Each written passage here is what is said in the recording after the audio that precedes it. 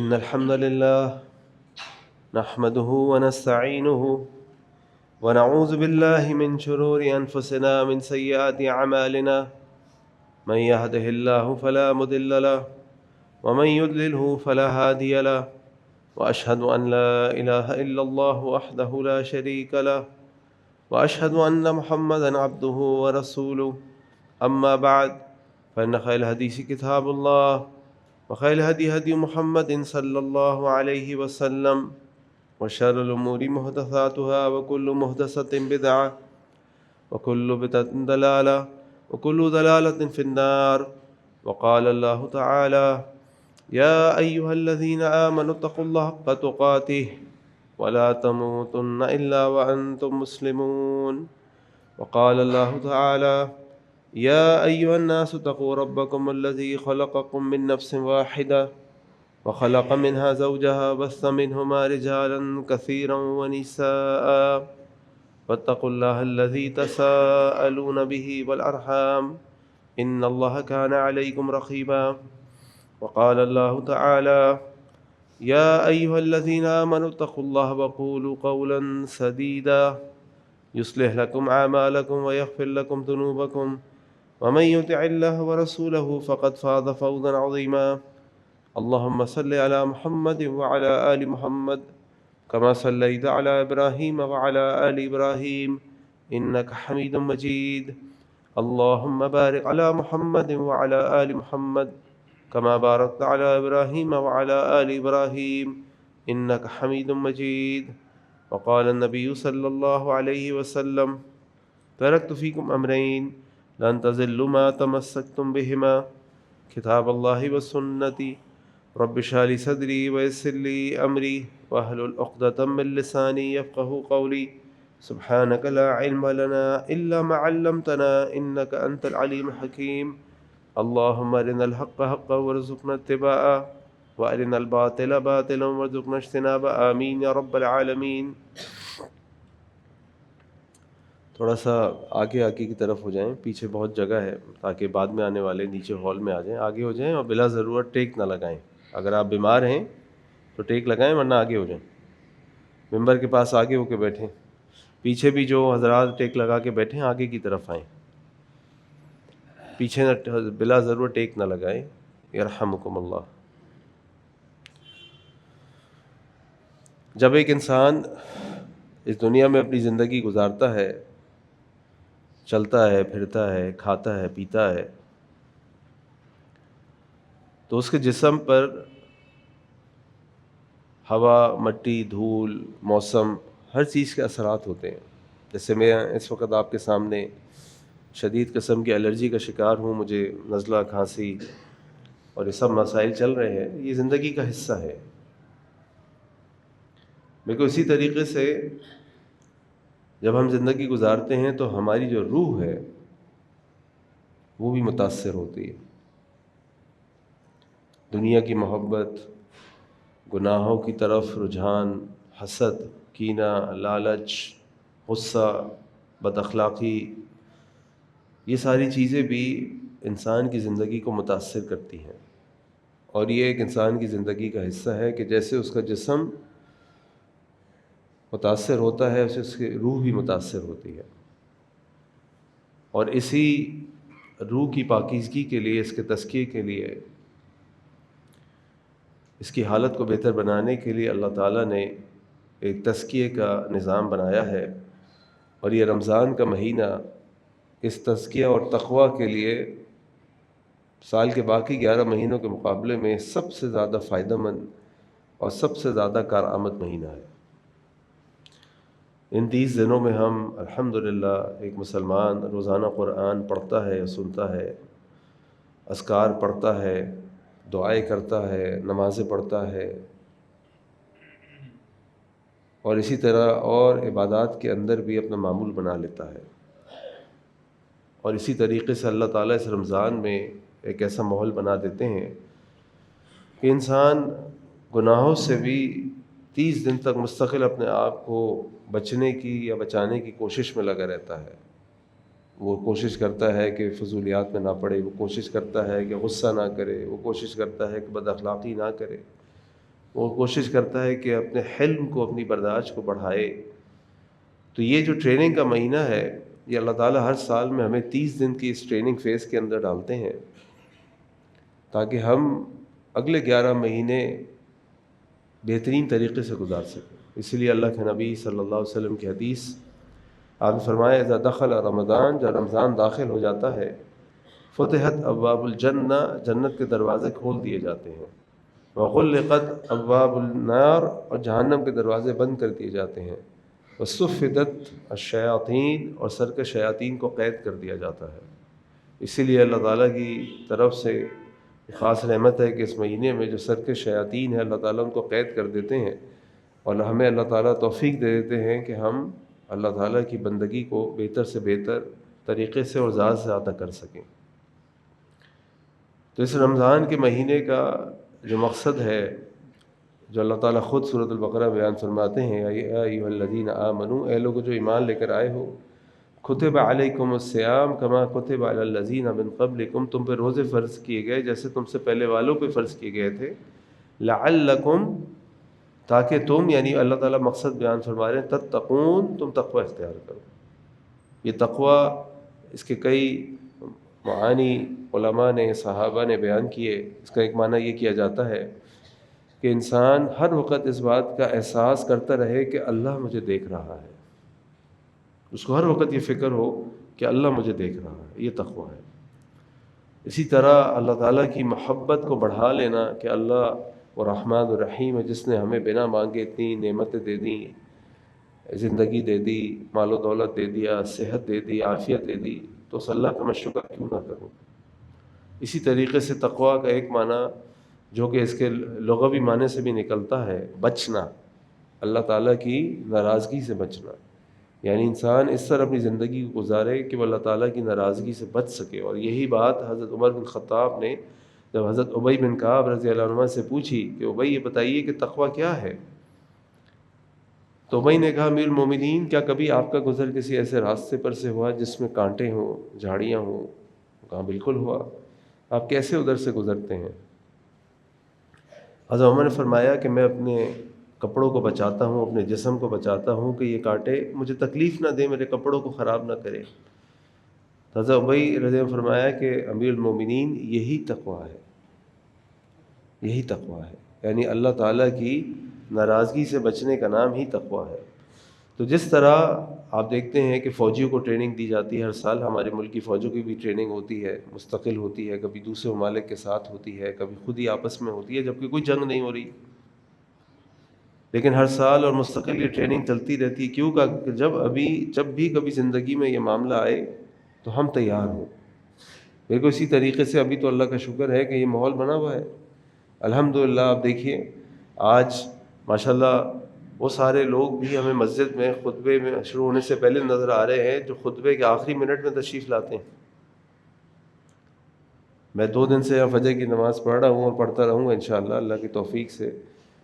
تو یہاں پہ ہماری ایسے محلے والوں سے ملاقات ہو رہی ہے جن کو شاید آپ لوگ بھی نہ جانتے ہو کہ یہ بھی ہمارے محلے میں رہتے ہیں الحمدللہ، اور یہ مسجد میں فجر کی نماز پڑھنے آ رہے ہیں۔ ورنہ اگر اس وقت مسجد میں 100 لوگ ہیں فجر کی نماز میں، تو شاید عام دنوں میں 15-20 لوگ ہوتے ہوں گے۔ یہ کیا ہے؟ یہ اللہ تعالیٰ کی طرف سے ایک رحمت ہے، اللہ تعالیٰ کی طرف سے مہربانی ہے۔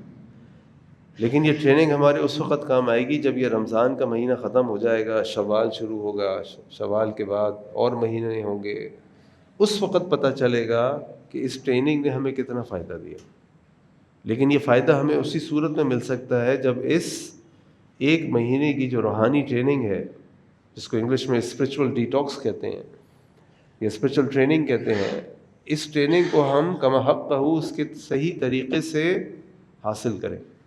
لیکن اگر اس میں بھی ہم نے ڈنڈی مارنے کی کوشش کی اور بغیر اخلاص کے، بغیر نیت کے ہم نے یہ مہینہ گزار دیا کہ بس سب روزے رکھ رہے ہیں تو ہم بھی رکھ لیں، سب تراویح پڑھ رہے ہیں تو ہم بھی پڑھ لیں، تو پھر یہ ٹریننگ ہمارے کام نہیں آئے گی، پھر ہمیں کوئی فائدہ نہیں ملے گا۔ پھر آپ دیکھیں گے کہ وہ سارے نمازی جو فجر کی نماز میں رمضانوں میں آپ کو نظر آ رہے ہوتے ہیں، وہ دوسری شوال سے غائب ہو جائیں گے، گھروں کے دروازے بند ہو جائیں گے، آپ کو گھروں سے کوئی نکلتا نظر نہیں آئے گا، آپ کو وہ قرآن کی صدائے، وہ قیام، کچھ نہیں ملے گا۔ یہ بات تو ٹھیک ہے کہ جس طرح ابھی اللہ نے مول دیا ہے، ہم جس طریقے سے اللہ کی عبادت اطاعت کی کوشش کرتے ہیں، یقیناً اس میں فرق آ جاتا ہے. لیکن بہرحال رمضان کا حاصل یہ ہے کہ رمضان کے بعد بھی کیا کبھی 2 رکعت تو قیام کریں کم از کم روزانہ. اگر ابھی ایک پاؤ یا تو 1 پارہ یا 2 پارہ قرآن پڑھیں، کم از کم آدھا پارہ تو پڑھیں روزانہ. اگر ابھی 1 گھنٹہ یا آدھا گھنٹہ اذکار میں لگاتے ہیں تو کم از کم 5 سے 10 منٹ تو اذکار میں لگائیں. ابھی اگر ہر نماز کے بعد دعا کرتے ہیں تو کم از کم 1 یا 2 نمازوں کے بعد تو لازماً دعا کریں. تو ہم کہیں کہ ہاں بھائی فائدہ ہوا اس مہینے کا کہ اس مہینے میں انسان نے رمضان گزارا اور رمضان گزارنے کے بعد فائدہ ہو. پھر یہ مہینہ جو رمضان کا مہینہ ہے، شہر رمضان الذی انزل فیہ القرآن، یہ مہینہ جو رمضان قرآن کا مہینہ ہے، اس قرآن کو سیکھنے کا سمجھنے کا بھی واحد ذریعہ یہ تقویٰ ہے. اس لیے اللہ تعالیٰ نے اس قرآن کے آغاز میں بتا دیا الف لام میم ذالک الکتاب لا ریب فیہ ھدی للمتقین. یہ کتاب ہدایت ہے ان کے لیے جو متقین.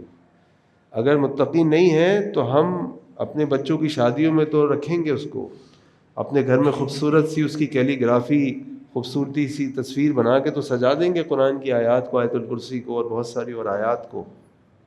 اپنے دفتر کو کھولیں گے، دکان کھولیں گے تو قرآن خوانی بھی کرا لیں گے، لیکن اس قرآن سے فائدہ نہیں اٹھا سکیں گے. اس قرآن سے فائدہ اس کو سجانے سے نہیں ملتا، اس کو دکھانے سے بھی نہیں ملتا، اس کو رکھنے سے بھی نہیں ملتا، اس پہ فخر کرنے سے بھی نہیں ملتا. اس قرآن سے فائدہ اس کو پڑھنے اور عمل کرنے سے ملتا ہے. اس کو عمل اور پڑھنے کے لیے جو دروازہ ہے جس سے گزر کر آپ اس نور و ہدایت کے محل میں داخل ہو سکتے ہیں، اس کے قلعے میں، قرآن کی ہدایت کے قلعے میں داخل ہو سکتے ہیں، وہ ہے تقویٰ. اگر یہ تقویٰ کا کارڈ آپ کے پاس نہیں ہے، یہ تقویٰ کا لباس آپ کے پاس نہیں ہے، تو اس محل یا اس دروازے سے آپ کو داخلے کی اجازت نہیں ملے گی. آپ ٹکریں مارتے رہیں گے، بار بار کہتے رہیں گے، دعوے کرتے رہیں گے، لیکن اس کا فائدہ آپ کو نہیں ہوگا. فائدہ جب ہوگا جب ہمارے اندر تقویٰ ہوگا، اللہ کی ناراضگی کا ڈر، اللہ سے محبت کا احساس، اللہ کے ہر وقت اپنے آپ کو دیکھنے کا احساس. جب یہ ساری چیزیں ہمارے پاس ہوں گی تو یہ قرآن ہمیں فائدہ دے گا، ورنہ یہ قرآن ہمیں فائدہ نہیں دے گا. اللہ تعالی ہم سب کو متقی بنائے. اس لیے آپ دیکھیں کہ اس تقوی کی کتنی نصیحت ہے. ابھی میں نے آپ کے سامنے خطبہ جمعہ پڑھا، خطبہ سٹارٹ کیا، اور جو خطبہ ہے اس کو خطبۃ الحاجہ کہتے ہیں. یہی خطبہ ہم جمعے کے وقت بھی پڑھتے ہیں، مسنون ہے. یہی خطبہ ہم نکاح کے موقع پر بھی پڑھتے ہیں، یہی خطبہ ہم عید کے موقع پر بھی پڑھتے ہیں. کبھی ہم اگر خطبہ پڑھتے بھی ہیں تو اس وقت بھی ہم یا مختصر خطبہ ہی پڑھتے ہیں تو اس میں بھی تقوی کا ذکر کرتے ہیں. آپ دیکھیں ان تمام کے اندر تقوی ہے. ساری آیات تقوی سے بھرپور ہیں. کیوں؟ کیونکہ تقوی تمام نیکیوں کی اساس ہے. یہ تقوی تمام نیکیوں کی اساس ہے. اسی لیے اللہ کے نبی صلی اللہ علیہ وسلم بھی جب نصیحتیں کرتے تھے اپنے صحابہ کو تو اکثر نصیحتیں تقوی کے اوپر ہوتی تھی. ایک دفعہ حضرت معاذ رضی اللہ عنہ کو کہیں بھیجا. حضرت معاذ کو بھیجتے ہوئے انہوں نے 3 چیزوں کی نصیحت کی، جن میں سے ایک نصیحت کیا تھی؟ یا معاذ اتق اللہ حیث ما کنت. اے معاذ اللہ کا تقوی اختیار کرو، تم کہیں پر بھی ہو، جیسے حالت میں بھی ہو. بس ہر وقت تمہارے دل و دماغ میں بات ہونی چاہیے کہ کوئی دیکھ رہا ہو یا نہ دیکھ رہا ہو، اللہ تو دیکھ رہا ہے. اسی طرح اللہ کے نبی صلی اللہ علیہ وسلم کی حدیث، آپ نے ایک دفعہ تقوی کی نصیحت کی خطبے کے دوران، فرمایا اوصیکم بتقوی اللہ عز وجل، میں تمہیں وصیت کرتا ہوں اللہ عز وجل کے تقوی کی. فَإِنَّهُ، بے شک یہ تقوی، رأس کل شیء، یہ تقوی ہر چیز کی چوٹی ہے، ہر چیز کی کا سر ہے، ہر چیز کا سردار ہے. اگر تمہارے اندر تقوی ہوگا تو تمہاری ہر چیز صحیح ہو جائے گی. تم بولو گے تو صحیح بولو گے، تم معاملات کرو گے تو صحیح معاملات کرو گے، تم رشتے نبھاؤ گے تو صحیح نبھاؤ گے. اور اسی لیے آپ دیکھیے کہ جو بڑی مشہور آیت ہے، آگے میں ذکر کرتا ہوں انشاءاللہ اس کا، کہ وَمَن يَتَّقِ اللَّهَ يَجْعَل لَّهُ مَخْرَجًا وَيَرْزُقْهُ مِنْ حَيْثُ لَا يَحْتَسِبُ. نکاح کے خطبے میں تو ہم نے دیکھا کہ یہی خطبۃ الحاجہ پڑھا جاتا ہے اور بار بار تقوی کا ذکر کیا جاتا ہے. اور یہ جو آیت ہے، آیت اللہ تعالیٰ نے اتاری سورہ طلاق کے اندر، کہ جب تم طلاق دیتے ہو، طلاق کے مسائل ڈسکس کر رہے ہیں اللہ تعالیٰ، تو وہاں بھی اللہ تعالیٰ نے فرمایا کہ یہ طلاق دیتے وقت بھی، اپنی شادی کو ختم کرتے وقت بھی نوبت آ جائے تو یاد رکھو وَمَن يَتَّقِ اللَّهَ يَجْعَل لَّهُ مَخْرَجًا وَيَرْزُقْهُ مِنْ حَيْثُ لَا يَحْتَسِبُ۔ اس موقع پر بھی اگر تم اللہ کا تقوی اختیار کرو گے اللہ تعالیٰ تمہارے لیے راستے کھول دیں گے۔ یعنی یہ تقوی ہر چیز کی بنیاد ہے، جہاں تقوی ہوگا وہاں کامیابی ہوگی انشاءاللہ، جہاں تقوی ہوگا وہاں اللہ تعالیٰ کی طرف سے خیر و برکت ہوگی، اور جہاں تقوی نہیں ہوگا انسان ذلیل و رسوا ہوگا، پریشان ہوگا، ڈپریس ہوگا۔ اب دیکھتے ہیں کہ تقوی کی علامات کیا ہے، کیسے پتہ چلے کہ میرے اندر تقوی ہے کہ نہیں۔ بے شمار علامات اللہ اس کے رسول صلی اللہ علیہ وسلم نے بیان کی، جن میں سے کچھ میں آپ کے سامنے رکھتا ہوں۔ سورہ آل عمران کے اندر اللہ تعالیٰ فرماتے ہیں وَسَارِعُوا إِلَىٰ مَغْفِرَةٍ مِّن رَّبِّكُمْ وَجَنَّةٍ، اور سرعت کرو، بھاگو، تیزی کرو اپنے رب کی مغفرت کی طرف اور اس کی جنت کی طرف، عرضها السماوات والارض، جس کی چوڑائی آسمان اور زمین کے برابر ہے، اس کی چوڑائی لمبائی نہیں، جس کی چوڑائی آسمان اور زمین کے برابر ہے، اعدت للمتقین، یہ تیار کی گئی ہے متقین کے لیے۔ پھر اللہ تعالیٰ آگے بیان فرما رہے ہیں متقین کون ہوتے ہیں، ان کی علامات کیا ہیں، الذین ينفقون فی السراء والضراء، وہ لوگ جو اپنے مال کو خرچ کرتے ہیں خوشحالی کی حالت میں بھی اور تنگی کی حالت میں بھی، خوشحالی کی حالت میں بھی، تنگی کی حالت میں بھی۔ خوشحالی کی حالت میں ویسے میں آپ کو بتاؤں لوگ اپنا مال نہیں خرچ کر پاتے۔ اگر ہم سب اپنی زکوٰۃ کو صحیح طریقے سے سمجھ کے ادا کرنے لگیں تو اللہ تعالیٰ اس زکوٰۃ کے اندر اتنی خیر و برکت ڈال دیں گے کہ آپ کو انشاءاللہ اس شہر اس ملک میں مانگنے والا نہیں ملے گا۔ لیکن ہم انتہائی لاپرواہ ہیں اسلام کے اہم رکن زکوٰۃ کے معاملے میں۔ ویسے آپ کی اطلاع کے لیے عرض ہے کہ انشاءاللہ آنے والی اتوار کو میں زکوٰۃ، فقہ زکوٰۃ کے اوپر ایک ورکشاپ کرا رہا ہوں، اس میں سوال جواب کی نشست بھی ہوگی۔ وہ گلشن اقبال میں اذان انسٹیٹیوٹ کا جو کیمپس بنا ہے الحمدللہ، نیا کیمپس ڈسکو بیکری کے پاس، وہاں پہ دوپہر 2 بجے سے لے کر 4 بجے تک ہوگی۔ مرد حضرات کے لیے بھی ہوگی، خواتین کے لیے بھی ہوگی۔ لیکن جب بھی ہم یہ پروگرام کرتے ہیں انتہائی کم حاضری ہوتی ہے، اور اس کی وجہ صاف ظاہر ہے کہ لوگوں کو اس بات کا احساس اور اس کی اہمیت کا احساس نہیں ہے کہ زکوٰۃ کتنا اہم رکن ہے۔ تو اللہ تعالیٰ فرما رہے ہیں کہ وہ خوشحالی کی حالت میں بھی مال خرچ کرتے ہیں، وہ تنگی کی حالت میں مال خرچ کرتے ہیں۔ اگر وہ 2 کھجوریں ہوتی ہیں تو آدھی کھجور کسی کو دے کے اپنے آپ کو جہنم کی آگ سے بچانے کی کوشش کرتے ہیں۔ اس سے اللہ کے نبی صلی اللہ علیہ وسلم کی حدیث اتق النار ولو بشق تمرۃ، اپنے آپ کو جہنم کی آگ سے بچاؤ چاہے آدھی کھجور ہی کیوں نہ دینا پڑے۔ دوسری علامت ان کی کیا ہوتی ہے، والکاظمین الغیظ، وہ اپنے غصے کو پی جاتے ہیں۔ غصے پہ کنٹرول کی بات نہیں ہو رہی، غصے کو پی جاتے ہیں۔ انسان غصے کو کب پیتا ہے، جب کوئی چیز اس کو ناگوار گزرتی ہے، جب آتا ہے نا غصہ، جب چیز کو سمجھ نہیں آتی، جب چیز کو پسند نہیں آتی، اس وقت اس غصے پہ قابو پا لینا ایک چیز ہے، اس غصے کو پی جانا الگ چیز ہے۔ اور پی جانے کا مطلب یہ ہے کہ آپ کی زبان سے، آپ کے چہرے سے، آپ کے اعضاء سے ظاہر بھی نہ ہو کہ آپ کو غصہ آ رہا ہے۔ والکاظمین الغیظ دوسری علامت یہ ان لوگوں کی ہوتی ہے، ان کو فکر ہوتی ہے کہ ان کو اللہ کے سامنے جواب دینا ہے۔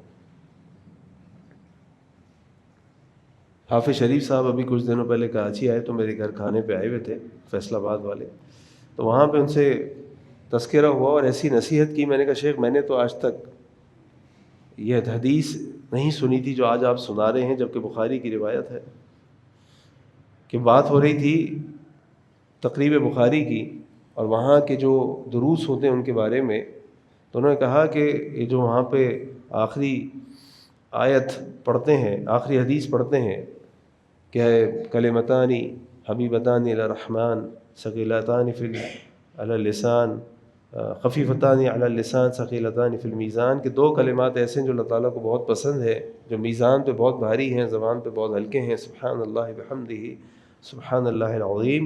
اور پھر اس میں چونکہ اللہ کے میزان کا ذکر ہوتا ہے تو پھر میزان پہ بات کی جاتی ہے، پھر میزان کی حق ہونے پہ بات کی جاتی ہے، پھر ان لوگوں پر بات کی جاتی ہے کہ جو اللہ تعالیٰ کی صفات کا، اس میزان کا انکار کر دیتے۔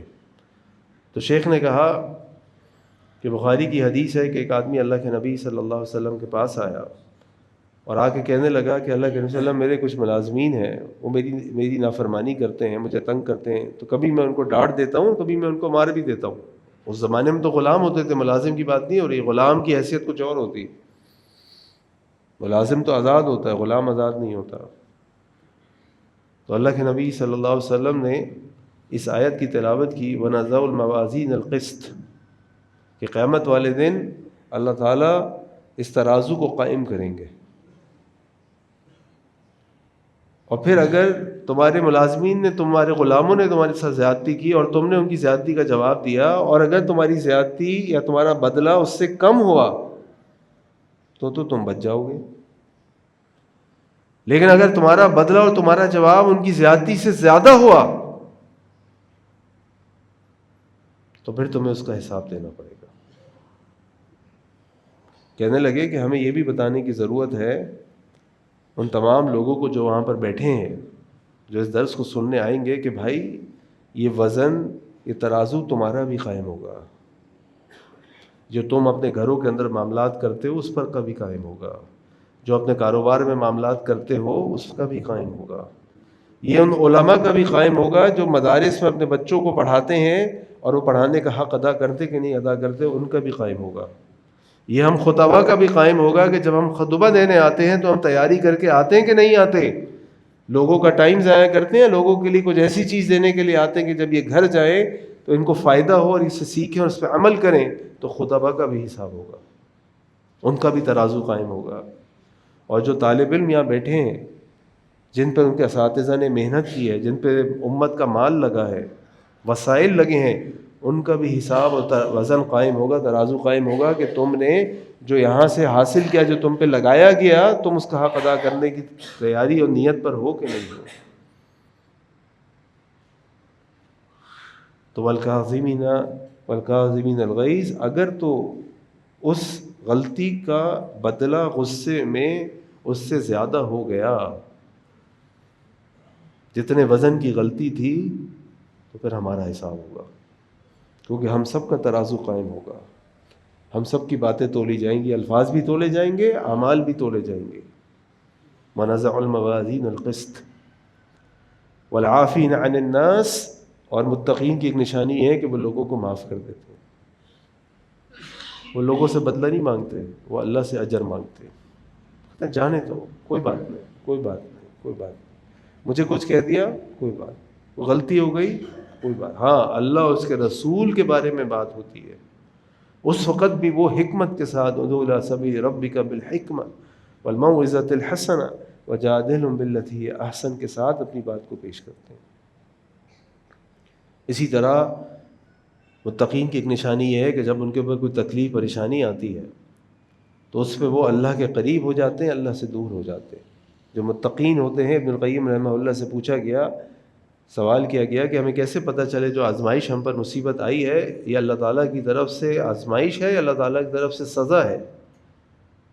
تو کہا اگر تو یہ آزمائش، یہ تکلیف تمہیں اللہ کے قریب کر دے تو اللہ تعالیٰ کی طرف سے یہ آزمائش ہے، رحمت ہے تمہارے لیے، اور اگر یہ تمہیں اللہ سے دور کر دے تو پھر یہ تمہارے لیے سزا ہے۔ اسی لیے آپ دیکھیں قرآن کریم میں اللہ تعالیٰ نے انبیاء علیہ السلام کے بے شمار واقعات بیان کیے، کس طرح اللہ تعالیٰ نے ان کو آزمائشوں میں ڈالا، تکالیف میں ڈالا، پریشانیوں میں ڈالا، لیکن انہوں نے اللہ سے دوری اختیار نہیں کی، اللہ کے قریب ہو گئے، لوگوں کو معاف کر دیا، موسیٰ علیہ السلام نے معاف کر دیا، یوسف علیہ السلام نے معاف کر دیا، نبی اکرم صلی اللہ علیہ وسلم نے مکے والوں کو معاف کر دیا، اللہ کے دشمنوں کو معاف کر دیا۔ کوئی بھی تکلیف آئی بس اللہ آپ مجھ سے راضی، مجھے کسی کی فکر نہیں، اللہ آپ مجھ سے راضی، مجھے تو جنت چاہیے۔ ابو بکر نے اپنی بیٹی پہ تہمت لگانے والوں کو معاف کر دیا، اور یوسف علیہ السلام کے بارے میں اللہ تعالیٰ نے فرمایا، آپ دیکھیں نا کتنی اللہ تعالیٰ نے آزمائشوں میں ڈالا، ہم سب جانتے ہیں یوسف علیہ السلام کا واقعہ پڑھتے رہتے ہیں، یوسف علیہ السلام نے نہ اللہ سے شکوہ کیا، نہ اپنے بھائیوں سے شکوہ کیا، سب کو معاف کر دیا، اور آخر میں اللہ نے کیا فرمایا اتنی عزت دینے کے بعد کہ کہاں اللہ نے پہنچا دیا، انہ من یتقی ویصبر، بے شک وہ جو اللہ کا تقوی اختیار کرتا ہے، صبر کرتا ہے، فإن اللہ لا یضیع اجر المحسنین، تو اللہ تعالیٰ محسنین کے اجر کو ضائع نہیں کرتے، ان کو دنیا میں بھی عزت ملتی ہے، آخرت میں بھی عزت ملے گی۔ یہ تقوی ہے، اس تقوی کے لیے ہمیں مہینہ دیا گیا ہے، اس مہینے سے فائدہ اٹھائیں۔ اپنی روح کے اندر جو پولوشن آ گئی ہے، جو آلودگی آ گئی ہے، جو ہماری روح اس دنیا کے ماحول سے متاثر ہو گئی ہے، گناہوں کی محبت، دنیا کی محبت، غصہ، حسد، کینہ، لالچ، تکبر، ریاکاری، یہ ساری چیزیں ہمارے اندر کوٹ کوٹ کے بھر گئی ہیں.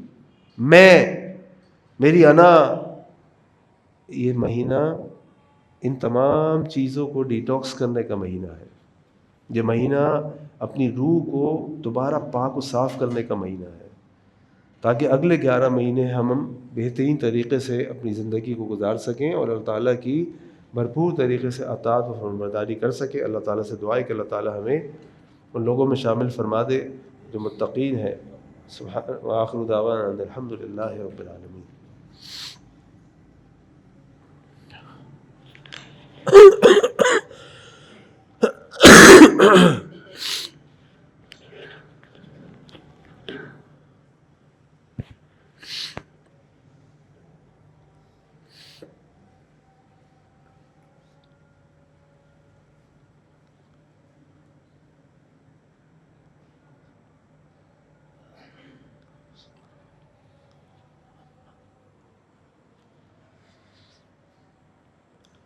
الحمد للہ رب العالمین والصلاة والسلام علی سید الانبیاء المرسلین. اما بعد، میں نے آپ کے سامنے رمضان مبارک کا جو مہینہ ہے، اس کا جو مقصد ہے، اس کے روزوں کا، اس کے بارے میں بات کی.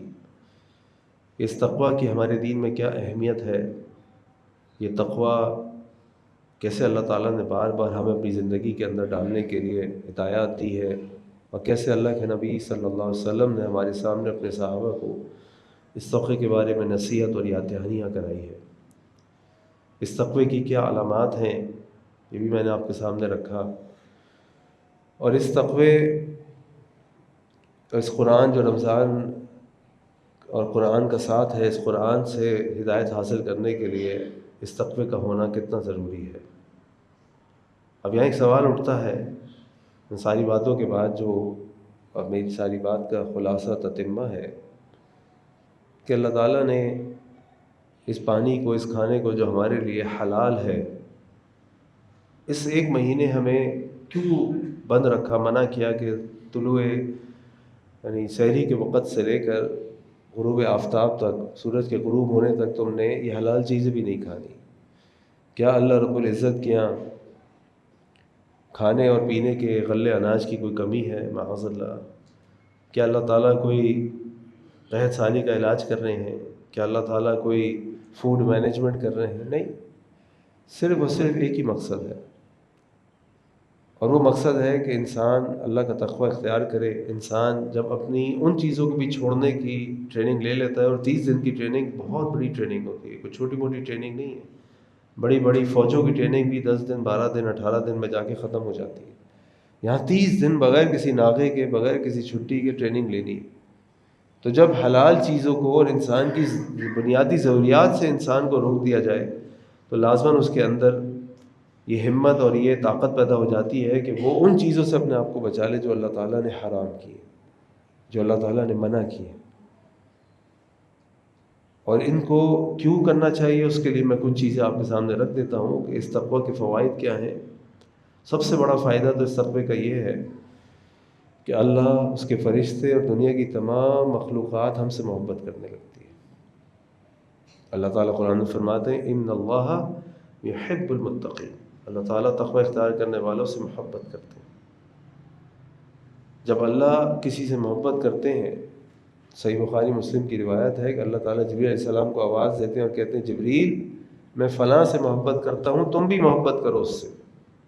اور جبریل سے محبت کرنے لگتے ہیں. پھر جبریل فرشتوں سے کہتے ہیں کہ اللہ اور میں اس شخص سے محبت کرتے ہیں، تم بھی اس سے محبت کرو. اور تمام فرشتے اس سے محبت کرتے لگتے ہیں، یہاں تک کہ ساری مخلوقات، انسان اس شخص سے محبت کرنے لگتے ہیں. تقوی اس لیے بھی اختیار کرنا چاہیے. دوسری چیز یہ کہ ہم سب عزت دار بننا چاہتے ہیں، لیکن ہم سب جانتے ہیں کہ اللہ تعالیٰ نے عزت کو نہ کسی رنگ میں رکھا، نہ نسل میں رکھا، نہ مال میں رکھا، نہ اللہ تعالیٰ نے کسی علاقے پہ رکھا، بلکہ اللہ تعالیٰ نے اگر کسی چیز میں عزت رکھی تو وہ تقوی میں رکھی. اس لیے تعالیٰ فرماتے ہیں ان اکرمکم عند اللہ اتقاکم، کہ تم میں سب سے زیادہ عزت دار وہ ہے جو سب سے زیادہ تقوی اختیار کرنے والا ہے۔ تو اگر ہم اللہ کے ہاں، جس کی ہاں اصل عزت ہے وَلِلَّهِ الْعِزَّةُ وَرَسُولِهِ، جس کے پاس ساری عزت ہے، اس کی ہاں عزت حاصل کرنا چاہتے ہیں تو اپنے تقوی کو بڑھائیں۔ اسی طرح اگر ہم چاہتے ہیں کہ رمضان کی عبادات، رمضان کی محنتیں اور اس کے بعد سارا سال کی ساری زندگی کی عبادات وہ قبول ہو جائیں اللہ تعالیٰ کے ہاں، تو اس کے لیے بھی تقوی اختیار کرنا ضروری ہے، کیونکہ اللہ تعالیٰ قرآن میں فرماتے ہیں انما یتقبل اللہ من المتقین، کہ بے شک اللہ تعالیٰ تو قبول کرتے صرف متقی لوگوں سے۔ اگر ہمارے پاس تقوی نہ ہو، ہمارے پاس ریا ہو، ہمارے پاس تکبر ہو، ہمارے پاس اللہ تعالیٰ ہم سے قبول نہیں کرے۔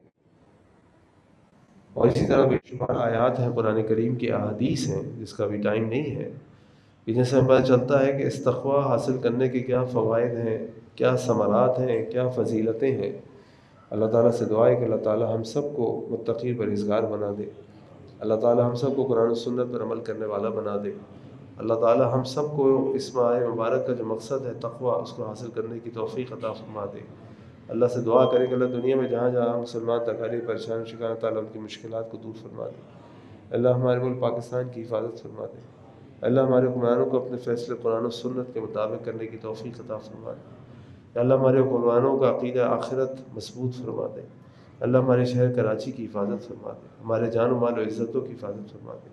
اللہ تمام بیماروں کو شفاء کامل عاجل عطا فرما دے، جو گھروں میں اسپتالوں میں سب کو شفاء کامل عاجل عطا فرما دے۔ اللہ تمام مرحومین جو حالت ایمان میں دنیا سے رخصت ہو چکے ہیں، اللہ تعالیٰ ان کی مغفرت فرما دے۔ اے اللہ ہمیں نیک اولاد بنا دے، نیک اولاد عطا فرما دے۔ اے اللہ ہمیں اپنے والدین کے لیے صدقہ جاریہ بنا دے۔ اے اللہ ہماری اولادوں کو ہماری آنکھوں کی ٹھنڈک بنا دے۔ اے اللہ ہماری بہنیں بیٹیاں بچے جو رشتوں کے انتظار میں، اللہ تعالیٰ ان کے نیک صالح رشتے بھیج دے۔ اللہ جو بیاہ چکے ان کے گھروں کے اندر خوشی عطا فرما دے۔ اے اللہ بہر قسم کے بغض سے، کینہ سے، حسد سے، چغلیوں سے، برائیوں گناہوں سے بچا دے۔ یا اللہ ہمارے عقیدہ توحید کو مضبوط فرما دے۔ اللہ نبی اکرم صلی اللہ علیہ وسلم سچی محبت، ان کی سنتوں سے محبت، ان کی سنتوں پر عمل کرنے والا بنا دے۔ اے اللہ ہماری گناہوں کو معاف فرما دے، اللہ ہماری خطاؤں کو درگزر فرما دے۔ اے اللہ اس رمضان کے مہینے کو ہماری مغفرت کا مہینہ بنا دے۔ اے اللہ جس طرح آپ نے ہمیں اس مہینے میں ذوق و شوق دیا، ہم نمازوں کے لیے، دروس کے لیے، قرآن کے لیے، اذکار کے لیے، قیام کے لیے، روزوں کے لیے محنتیں کر رہے ہیں، اللہ سارا سال ہمیں ان سے فائدہ اٹھانے کی توفیق عطا فرما۔ ان اللہ یأمر بالعدل والإحسان وإیتاء ذی القربى وینہی عن الفحشاء والمنکر والبغی یعظکم لعلکم تذکرون۔ سبحان ربک رب العزة عما یصفون، سلام علی المرسلین والحمد للہ رب العالمین۔